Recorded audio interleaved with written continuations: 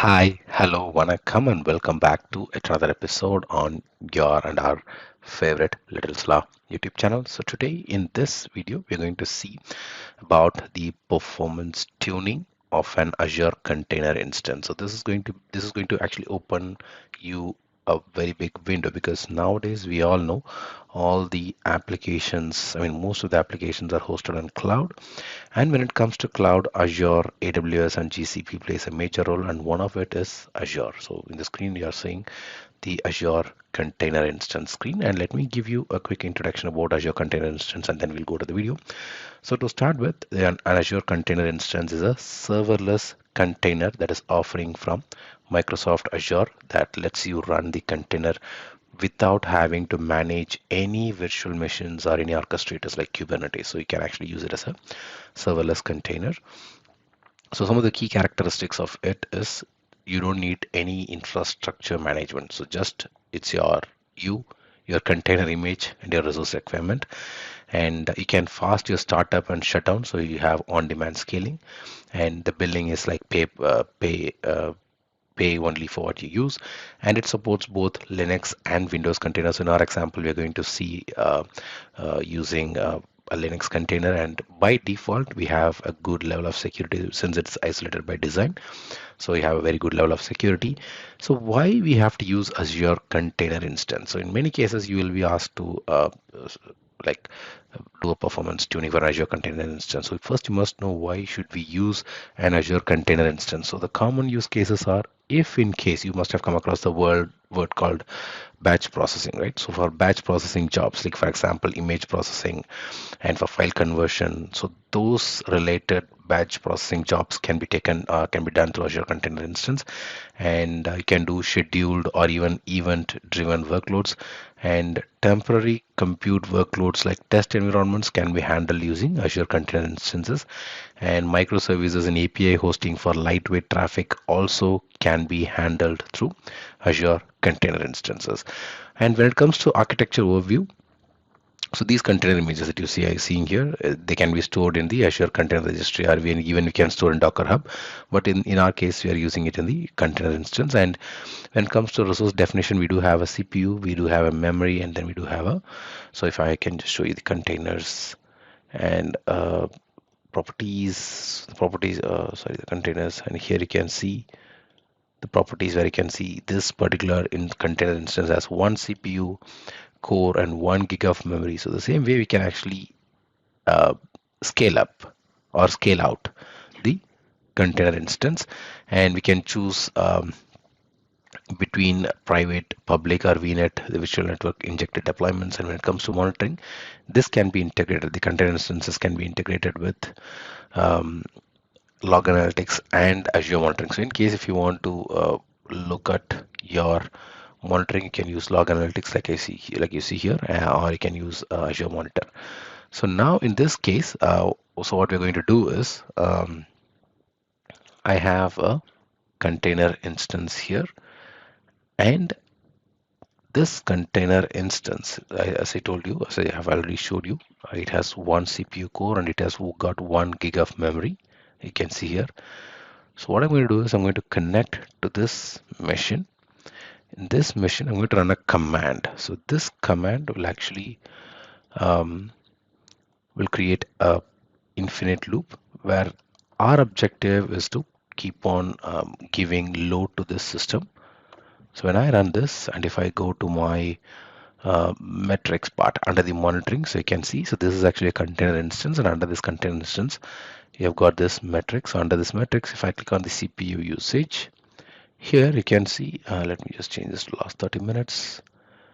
So here you can see the maximum CPU usage, right? So the maximum CPU usage has gone around 1K. That is that's the maximum core we have in CPU, right? So that's the maximum level of CPU that can be utilized by our machine. So in case if we want to make some tuning, how can we do it? Say for example, if you want to run 2000 requests, how will you do it? How will you be able to uh, utilize requests more than 2 CPUs? In that case, let's do one thing. So what I'll do is I'll create a container. So for that, let me go to the container. Let me search for container, and or else I can do like container instance.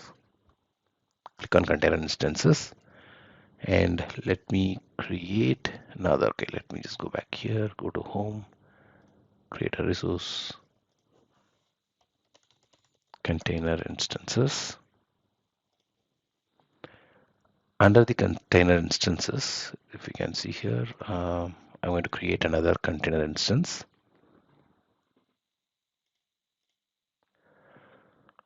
I'm using the same resource group which I'm using for my other, and I'm going to use my third container with 3 CPUs. Availability is when everything else is fine. Quick start image. So the size of it. So this is the important thing. So previously we saw I've got 1 CPU core, right? Now I'm going to change it to 3 CPU cores. And I'm going to click on OK. And networking, monitoring. Let me just disable this. I don't want to have this container instance logs. And I'm going to review, click on create.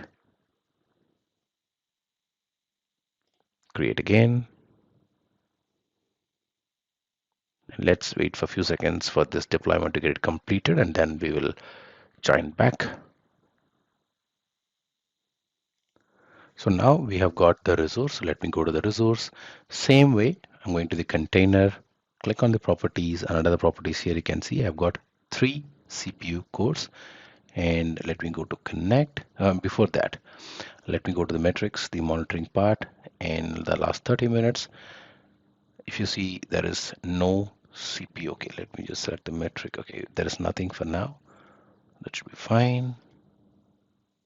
So what I'll do is let me go to the containers and click on connect,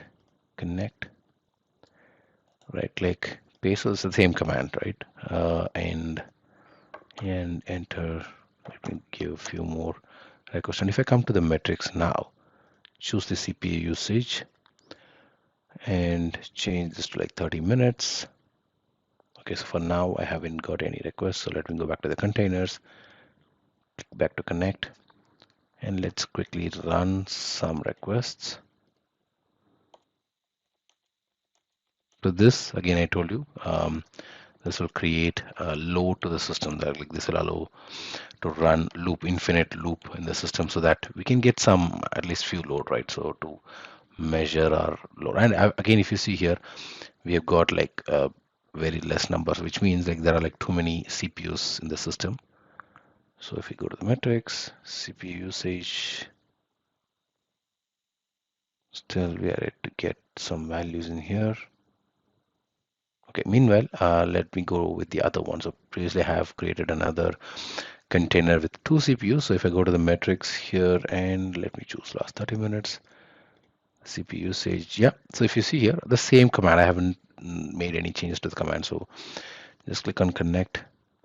I'm running the same command. So this is something like, just to imagine if you in your application, if you have your applications running, the similar kind of request will be running, right? So same way, if I go to my metrics, select the CPU usage, and here if you see for the last 30 minutes, you can see the max usage is around 2K. So what it means is, so 1000 millicores that you see previously is like one virtual CPU.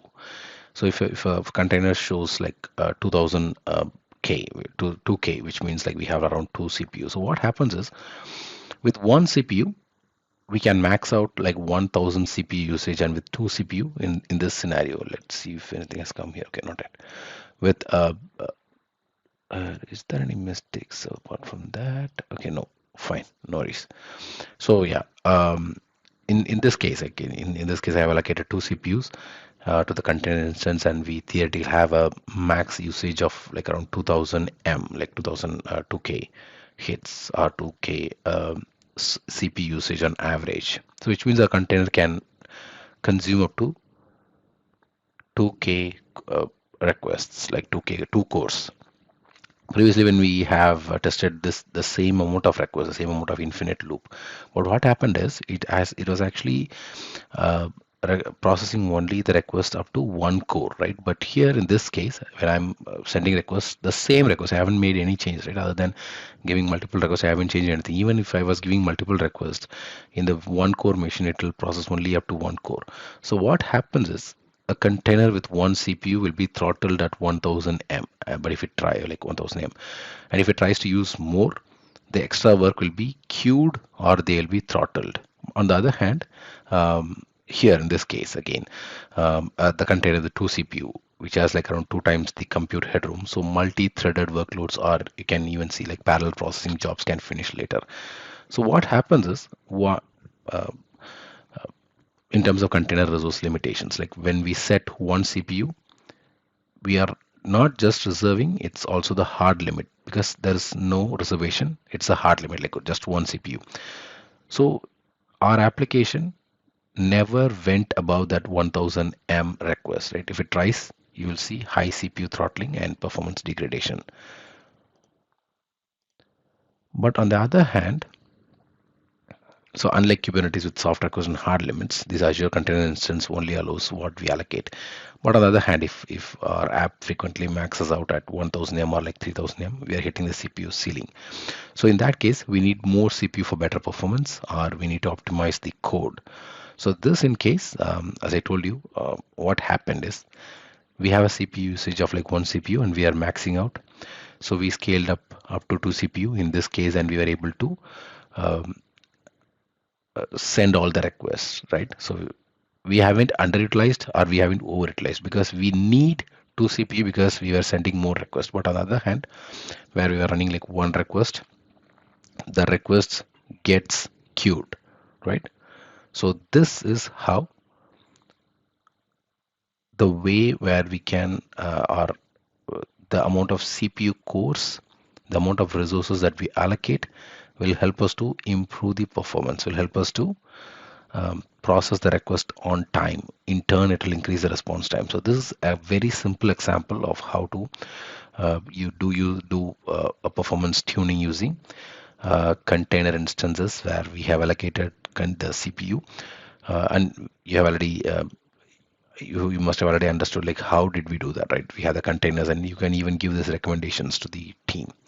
Even you can use this in the interview scenario as well. Like I have scaled up a container instance, and if they ask how did you do it, you can tell this as an example. Like if you can go to the containers and you can see the properties, and if in case if you need more containers, you can actually create a new container with more CPU, and in turn that will help you to allocate more resources, right? So this is how we normally improve or increase the performance of the system or improve the response times. So with that, I come to the end of this video. So for more interesting and informative videos like this, like performance tuning, performance testing, please do subscribe to our channel and wait for our next video. So until then, it's bye bye from Vasan Shanmugam and your favorite Little Star YouTube channel. Take care and bye bye.